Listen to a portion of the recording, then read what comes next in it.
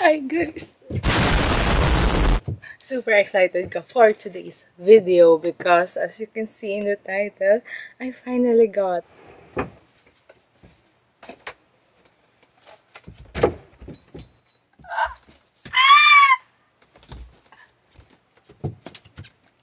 Taran! Binili sa akin ng nanay ko. Bigat. Ang brand niya ay Sterling. Alam if China ba yun or totoo yun, pero ang mahalaga, may sewing machine na ako, guys. Hindi ko pa nga alam kung anong gagawin ko eh. Pero meron ako mga tela dito. Dating damit ni kuya at dating dress ko, may mga mancha na. Ang nagawa ko dati sa mga tahi-tahi is pouch. Tapos nilagyan ko ng mga gamit ko. And cute yun kasi ginawa ko, guys. May lining sa loob. O, diba? Super professional. Tapos meron din akong other supplies dito sa kwarto ko. Ayan. Shout out again to my mother. Thank you so much for buying me. Hindi ko pa ito mabuksan. Medyo matagal na siya nasa baba namin. Kasi ang kalat doon. May table doon. Kaso may aircon sa ilalim. Sa kuya ko dati. Eh, gusto ko na ito i-try bago kami magpasok ulit sa school. So, we're doing it here sa kwarto ko kahit maliit lang. Just removing this. Tinawagan ako ni Mami. Tapos sabi niya, may sewing machine dito. Gusto mo? So, I said, yes, of course. Ayan.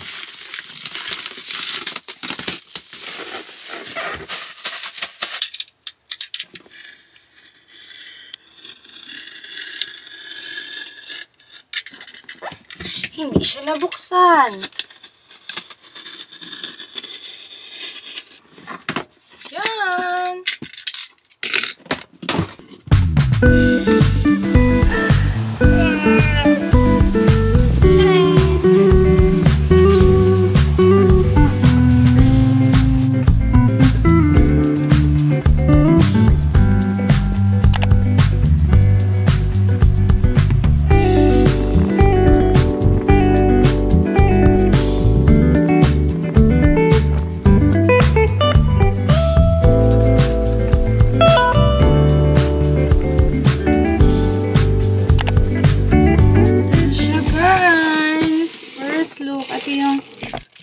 Pedal and power cable. Yan, ganyan siya. Ito yung pedal.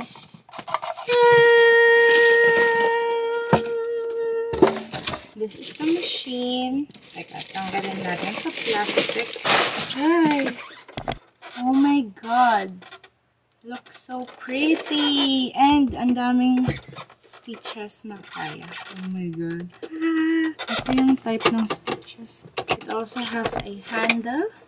Tapos dito yung power niya. So excited.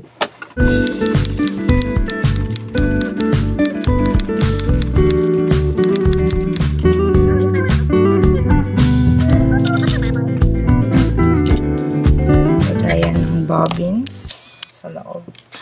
Yay! Ano ito? Pang backstage. I will try to do that. So here.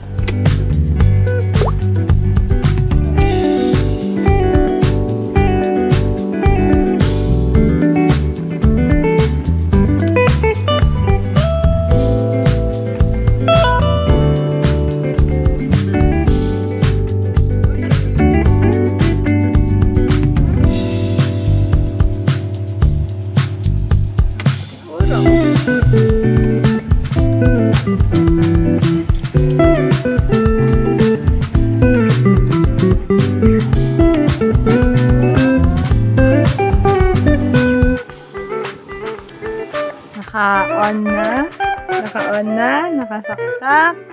Mali, nakasaksak, naka-on. Foot pedal. We'll thread this. Bobbin.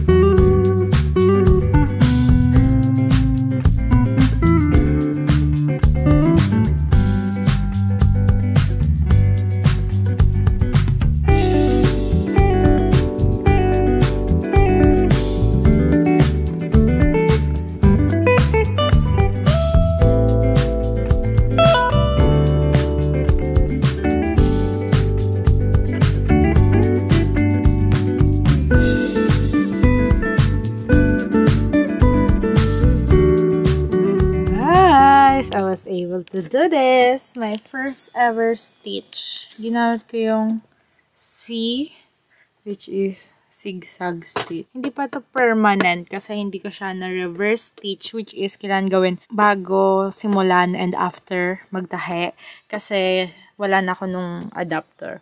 So, ayan, inikot-ikot ko lang yung wheel dyan. Tapos, ayan na siya. Ito, yung pink ha. Ayan. Feel ko okay naman. Na-figure out ko na yung threading niya. Kasi, nandito naman lahat sa instructions. Tapos, ayan. Results. Hi guys! Hi guys! So, ang ganda ng itsura ko kasi hindi ko plano mag-vlog ngayon guys. But I just wanted to give you guys an update kasi ang tagal na nung last clip sa vlog na to. Pero, ang ginagawa ko ay ginagawan ko ng damit si Rosha. Crop top. Basta crop top yun guys. So, yun yung naging first project ko sa sewing. And, medyo, ano kasi, parang Mahirap. hindi naman. Mahirap siya i-vlog, basically. Mahirap siya i-vlog, pero I'll link yung tutorial na sinusunod ko. Dito lang din sa YouTube. Pero para kay Rod. So, mas maliit yung measurements and all. Tapos, I just want to show you guys that pagtapos na, which is, I plan on finishing tomorrow. But anyways, kaya ako nag-vlog ngayon, ay gusto ko ipakita ito. So, this is a notebook from my mother. Wala guys, gusto ko lang mag-share ngayon ng mga bagay-bagay. Ayan, ito yung sa akin. Ito yung sa akin. Ubos na yung pages niya, ganyan. Ginamit ko lang to like general notebook lang pag kailangan ko mag-solve, ganyan. Ay, hindi pa pala ubos. Hindi pa pala siya ubos, guys. But basically, malapit na siya maubos. Kasi parang nga to sa lahat, sa drawings, pag kailangan ko maglista, pag-solve, ganyan. So, ito. Isang notebook ang dala ko talaga. So, ito yung kay Mami. Tatlo kami ng ganito. Isa kay Tita, isa sa akin, isa kay Mami. Kay Mami, hindi niya ginamit. So, hiningi ko na lang. And this will be my notebook. So, wala lang. Ito na yung gagamitin ko this upcoming second year. And ito pa, bigay ulit ni Mami. Hindi ko alam kung saan nyo ito nabili. Pero, ayan. Grid to. Ang tagal ko na ito hinihingi. Ayaw nila ibigay sa akin kasi daw gagamitin ng nanay ko. Tapos, kanina binigay niya na sa akin. And last but not the least, guys. Meron kasi akong ka-teammate dati and friend ko na nagko-crochet. So, make sure to follow her page. Hulaan nyo kung ano binigay niya. Wait, tinatanggal ko kasi keychain to. Pero super duper cute. Ayan! Volleyball na keychain. Ang laki nga niya eh. Kala ko maliit lang bibigay niya. Pero ayan, ang laki. Tapos, wala, ang cute lang. So, thank you again, Steph. I-follow niyo yung page niya sa IG. Nagtitinda din siya, guys. May mga stuffed animals, ganyan. Pag meron ako nakikita sa internet na cute na crochet, sinasend ko agad sa kanya para gawin niya. So, ayan. Magaling si Steph. Thank you, Steph. Follow and support, guys. At ayan. Steph, Mura lang din yun. pwede po ako gawan Hindi ng na. pouch. So, ayan lang. Babayadan ko. Ayan lang. Pwede rin kayo mag-pre-order doon. Basta check nyo lang yung IG page niya. And support natin siya, guys. Ang gusto ko lang kayo i-update sa nangyayari. Kasi ang tagal ko na hindi nagvo-vlog. But, ayun, basically, working on a project lang din sa sewing. And, got these things and this one. So, thank you again to Mommy and to Stephanie. Ang cute kasi. Kaya gusto ko sila ipakita rin sa inyo, guys. Ayan lang, guys. Thank you so much for listening. Kasi ang daldal ko ngayong araw talaga. Salta talaga. Ano salta kayo? Sinama ko na kayo sa aking pagdadadal-dal-dal. Ayan, marunong na siya. Crochet. Anong crochet? Kahiyan. Bye, guys. Bye-bye. Love you, Ma. Hey guys, wait. It is 12:29 in midnight, and I'm just so proud, and I think ito na yung I finished yung ginagawa kong top for Russia, and there is no way na this is my best work yet, of course, but this is the first project ever na I did using yung sewing machine. So, ayan siya. Ayan siya. Ayan. Tapos, yung foot pedal niya is right here. And I had the chair kanina dito. Pero nilabas ko na. Si Rosha, tulog na siya. Pero, pinilit ko siyang isuot to. Pero hindi ko na mapakita kasi naiinis na siya. But, ito siya.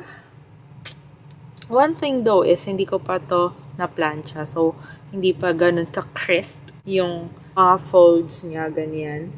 Pero, ito yung top.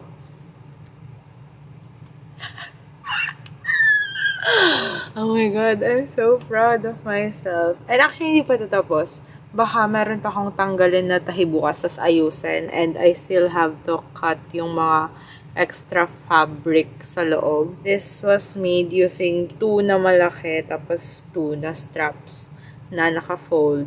Tapos, ito yung nakaganon. Basta. Tapos, ayan yung loob niya. Ito yung extra fabric na hindi ko pa nagugupit. Tapos, ayan. Hindi kasi pantay. So, I made sure na i-fold muna sila para yung pagkalabas niya, ganyan siya. Pag maayos. Unlike if hindi ko yun ginawa, ganyan siya. Which is less professional looking. So, ayan. Yung bottom, hindi ko pa siya na-hem yung dulo.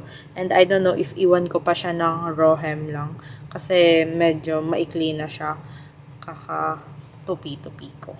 Pero okay lang. Ayan guys, I'm so proud. Gilid na gilid pa yun dito. But I don't care, okay? I'm proud of this. And this is my first ever finished product using my sewing machine. So, I'm so proud of that, guys. It's this oras na ng gabi. Pero, just finished. On that same note, guys, happy September. We're not sure yet if aalis kami today. But if we do, expect a vlog. But happy September to everyone. And good night, guys. I think I'll see you tomorrow na lang siguro to finalize this vlog. Pero ayan, I'm just so proud. Good night, guys.